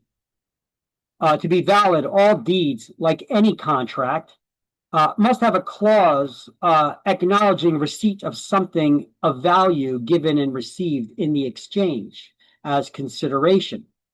So consideration is something of value exchanged between the parties, and that could be legal tender, that's money or a mortgage loan, a fair exchange of goods or services, or love and affection. In which case that needs to be accompanied by an affidavit, which is a sworn statement stating that it is a gift. Because the consideration, anytime you sell a property, in order to record a document, the deed must state the true sales price. It can't just list $1. But if it's a gift and there was no monetary value, you could have $1 or love and affection listed as the consideration. And as long as it's accompanied by an affidavit, which is a sworn statement explaining that it is a gift. So in this chapter so far, we went over a couple of new terms, an acknowledgement and an affidavit. Add them to your definition list. Remember, an acknowledgement just is a confirmation by a notary, a judge, an attorney, or a trusted official like an elected politician who swears that they know you, or they check your ID, and so you are in fact who you say you are when you're signing this document. The purpose is to prevent forgeries. And an affidavit is simply a sworn statement. Okay. Now, the granting clause is the heart of any deed, explaining the type of deed, what's being transferred, the title, the rights or interest in the property, and how the new owner is taking ownership. Has tenancy in severalty, which is sole ownership by one person or entity. As a tenant in common, which is the default form of ownership when you have two or more owners not married to each other. Or as joint tenancy. You could take ownership as joint tenants if you have, more than one owner not married to each other. And corporation can never be a joint tenant. And you have to state at the time that you take ownership that you wish to create the joint tenancy. Otherwise, the default form of ownership is tenancy in common. And all owners have have four unities in common. Anybody remember what the four unities are that you have to have in common to create a joint tenancy? TTIP. The unity of time, title, interest, and possession. And then the other option is you could take it as tenancy by the entirety if you're a married couple. Now, the habendum clause follows the granting clause and cannot be contradicting anything that's stated in the granting clause. It's there to support and clarify things stated in the granting clause. It always begins with the words to have and to hold, and its provisions must match with those in the granting clause and specifies things like the percentage of ownership. Or if there's several owners that don't have equal ownership shares, you have to specify that percentage of ownership there. Or naming a remainder man, like if it's a life estate. A description of the real estate. And what are the three legal descriptions of land? Meets and bounds, rectangular or government survey, or a plat map. So although lot and block numbers and address of a property are helpful in describing what is actually being transferred, they're not considered legal descriptions. Did I tell you guys before that a post office can change the address on your house? And just send you a notification, hey, you got a new address on your house? Do you guys know that? I've actually had it happen one time when I had a listing. They changed all the addresses on one street in Elizabeth. Exceptions and reservations. Any restriction in a deed by private parties are called restrictive covenants. Those are legal promises that happen to be restrictive legal promises. They're added to the deed that may place a restriction on all future owners on how the property can be used. And estates and land that are based on restrictions are called fee determinable, defeasible, or conditional fee estates. We went over them in chapter 6, I believe, on page 104. And then signature by the grantor, the seller. They must be signed by the seller. The buyer's signature and date are only required if the buyer is going to record the deed in the public record, but the deed is still valid even without their signature. And then lastly, an acknowledgement, which provides evidence that the signature is genuine to prevent forgery, usually witnessed by a notary, judge, attorney, or elected official. Okay? This is a great slide.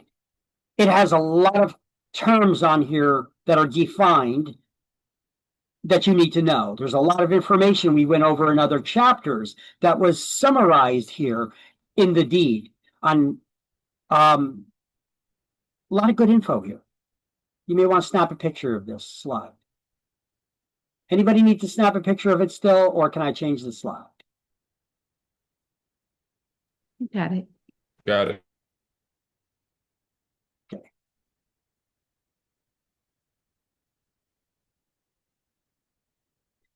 All right. So requirements to convey property. Okay, well, we already went over this all in that one slide. Here, let's highlight what consideration is on page 364 and what an affidavit is on page 365.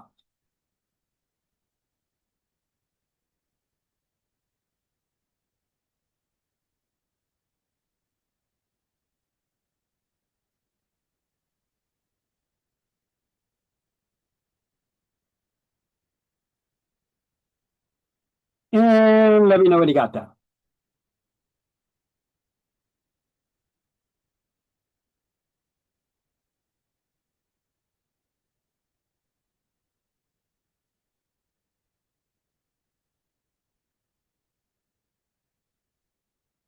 Got it. Got it. Excellent. All right, now we're going to do these highlights and notes. for what a habendum clause is. I put down the definition there. You highlight that. I put the references here, here, and down here.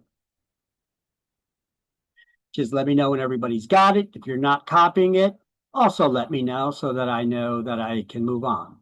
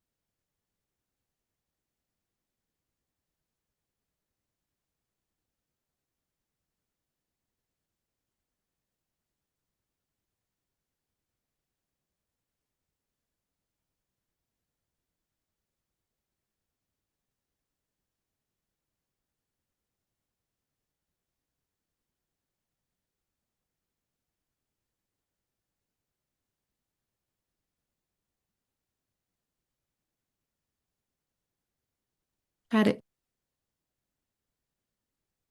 Got it. Anybody else still writing that needs more time?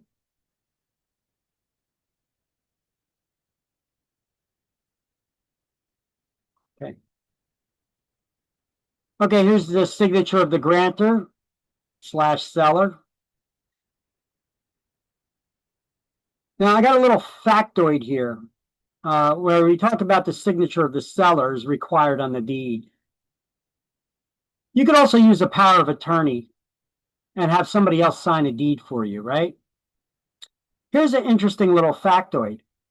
I put it down here on this slide.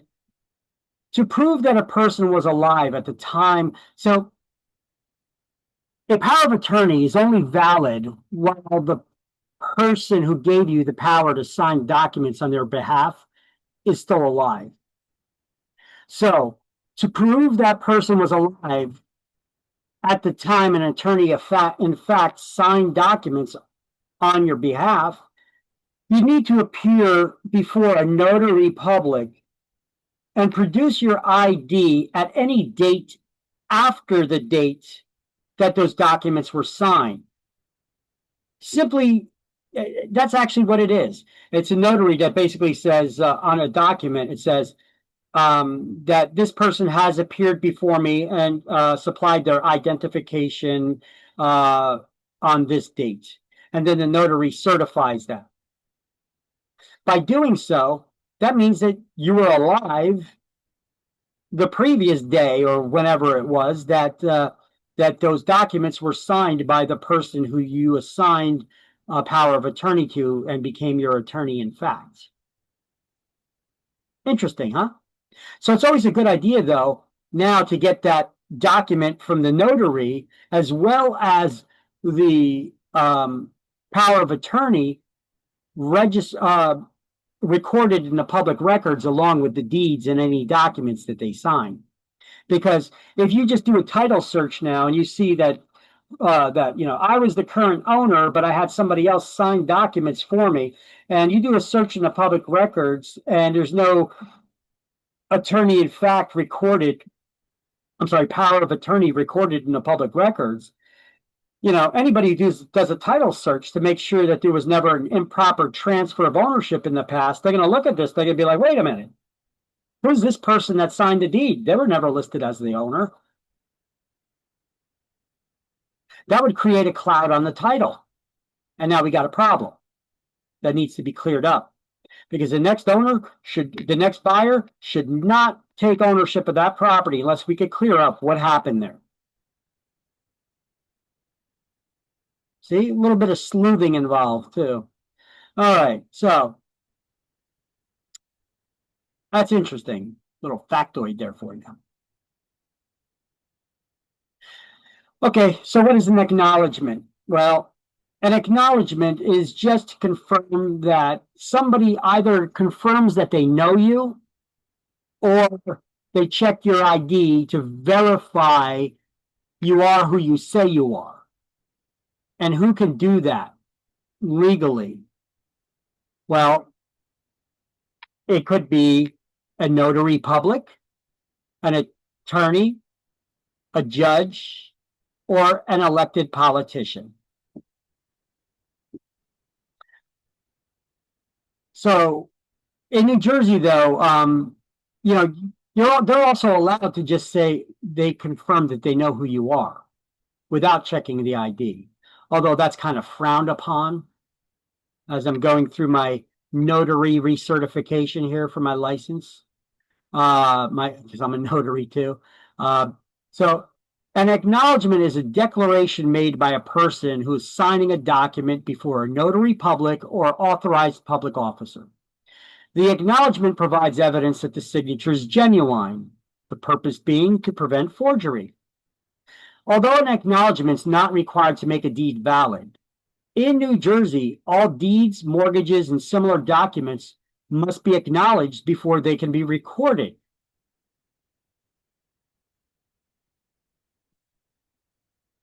As a matter of fact, I just told you that I have to go renew my notary license. So part of that is I have to go to my county seat, which is Elizabeth. I'm going to go to the Elizabeth courthouse, to the county clerk's office, and I have to show my ID and get an acknowledgement from the county clerk. And I also have to swear in and then have an affidavit there sworn. I have to take an oath. So there we go. Everybody got that highlighted? Those notes on page 366.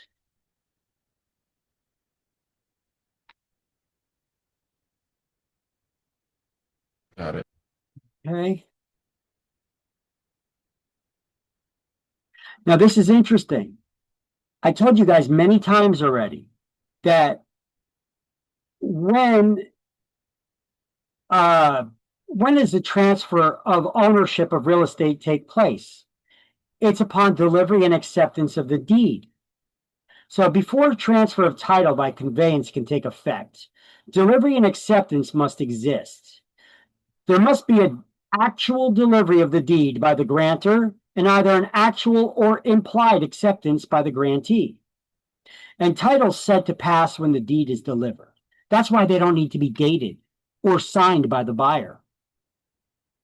So the effective date of the transfer of title from the grantor to the grantee is the actual date of delivery of the deed itself. That's why they don't need to be dated. Do any of you guys, are any of you guys old enough to remember Schoolhouse Rock? These were these public service announcements for kids after school, that when you get home from school, you watch these commercials on TV and they taught you things like, how laws are passed and, what a conjunction is and math and stuff, and they have little songs and these cartoon characters, they teach you, conjunction, junction, what's your function? What is a bill? I'm just a bill. You guys remember those cartoons? Those, I guess you got to be around my age to remember that stuff, though. But those were called public service announcements, and they taught kids basic stuff, with cartoons. Now, I'm going to read under one of those cartoon character type voices. You could just close your eyes and picture this scenario, because I'm going to explain to you in the Middle Ages, when few people were literate. I mean, how did the transfer of ownership take place when people did not know how to read or write? I mean, the rich people, the kings and queens and emperors, how do you keep people at bay? Well, you keep them stupid, right? You dumb down the education system. Seems like we had a lot of No Kings protests recently against Trump for that. But yet he's over there trying to expand the public education system, give school choice and options and etc., and stop teaching the nonsense. So how did the transfer of ownership take place in the Middle Ages when few people can read or write? Well, it worked in this way. Close your eyes as I read to you this story using that cartoon character's voice, okay? Here we go. In England during the Middle Ages, when few people were literate, transfer of title occurred in the following manner. The seller took the buyer into the field in question, and they walked the boundaries. This was known as the beating of the bounds. Then the seller reached down and took up a clod of earth that represented the whole field, and they handed it to the buyer. At the moment when the buyer seized that clod, they became the owner of the land. Today, a document is used instead of a clod of earth, but title still said to transfer at the moment of delivery and acceptance, and the owner still said to be seized of the property. The word season still denotes ownership and control. So there's that little story for you. Good thing my voice didn't crack up there and all that. So I'm going to make a little cartoon with AI to show that little imagery. Can you picture the guy walking around the boundaries of his property with the buyer, showing him this is the property line. It goes all the way out to here and here and here. And then he picks up a piece of the dirt and he puts it in his hand. He's like, now you're the owner. That's the way that it took place. But how would you prove that? Like, what if somebody else came around and said, well, I'm the owner? What are you going to do? Show him a plate with the dirt that you picked up from your field that was handed to you? You know, this is why people always had land taken from them. There was always lands that were being conquered and ownership was being transferred in this way. Hard to prove who's the owner when you're with a piece of dirt, right? So now you need to be educated. You need to have paper, put it to pen and paper describing the land. Who's the owner? Who's the seller? And we could trace these things back if we keep records.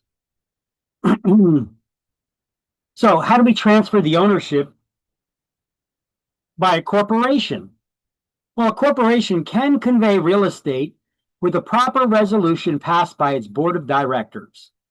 Generally, it requires a resolution authorizing the sale be secured from the stockholders only if all or a substantial portion of the real estate owned by that corporation is being conveyed. Only an authorized officer can sign deeds to real estate. So, if somebody comes to you wanting to give you a listing to sell their property on behalf of a corporation or LLC or whatever, you need to ascertain and make sure that that person is authorized by that corporation to be their authorized signatory to sign the documents to try to sell the property. So let's highlight a corporation can convey real estate only upon a proper resolution passed by its board of directors. And then just underline, deeds to real estate can be signed only by an authorized officer. Now, they do give additional information here that if all or substantial portion of that corporation's real estate is being conveyed, then it usually requires a resolution authorizing the sale also be secured from its shareholders. But that's only if they're selling all of their real estate. Now, sometimes a corporate seal may need to be affixed to important documents. Do they need to be affixed to these?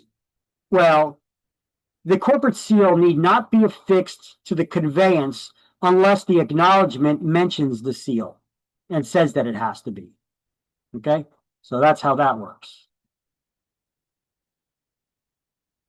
And that concludes this chapter. So let's do the key terms to review. And we're done with chapter 19, which was a pretty big chapter, had a lot of information, important information you'll see on exams. There are two key terms to review on page 368. Let's do it, and we'll be done for the day here. One who receives property through a deed. Who would that be? What do we call that buyer or the one who's receiving the ownership? Grantee. The grantee. 9 is A, because words that end in EE is the one who is getting whatever the root word is, and that's, you grant your ownership to someone else. So the grantor is the one who gives it, that's the seller, the grantee is the one who gets it. So 9 is A, correct. A deed implying the grantor owns the property, but nothing more.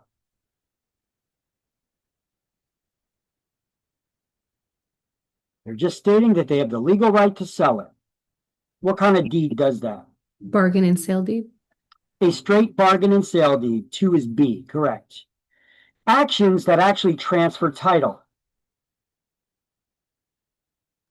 Delivery and acceptance. Delivery and acceptance. 8 is C. Clause in a deed that makes the transfer. It's the heart of the deed. Granting clause. The granting clause. 10 is D. A legal promise we also refer to as Covenant. a covenant. 5 is E. A document used to transfer title to a parcel of real property. A deed. A deed. 7 is F. The mean sea level in New York Harbor, also local zero elevation point.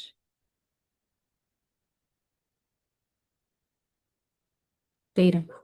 It is the datum. 6 is G. A deed stating that the grantor has not encumbered the property. Only that the grantor has not encumbered the property. Bargain and sale, CAG. The Bargain and Sale Covenants Against Grantors Act, the CAG, also could be referred to as CBG. So 3 is H. A declaration to a notary or other official to prevent forgeries. Acknowledgement. It is. One is I. A marker placed by the U.S. Geological Survey stating elevation. What do we call that marker? Benchmark. A benchmark. 4 is J. Okay, key terms 2. Spot at which the meets and bounds description begins and ends.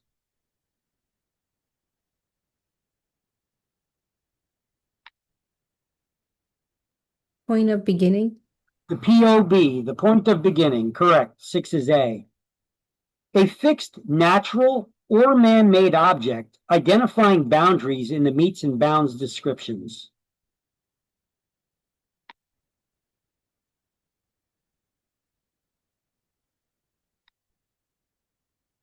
Monuments.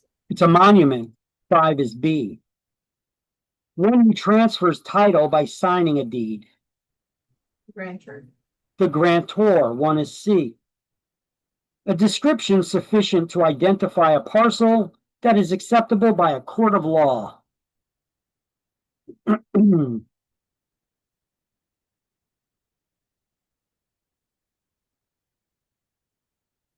Legal description. It's a legal description. 3 is D.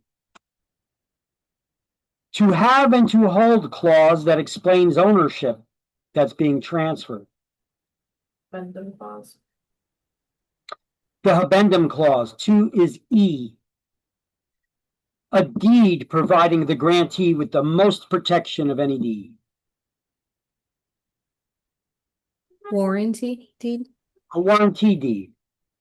9 is F. A system for land description used in Western states.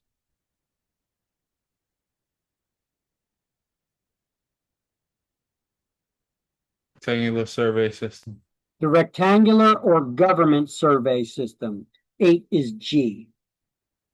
A deed releasing any interest grantor may have without claiming season. Quit claim deed. A quitclaim deed. 7 is H. And a description using boundaries and direction. Used in the 13 original colonies only.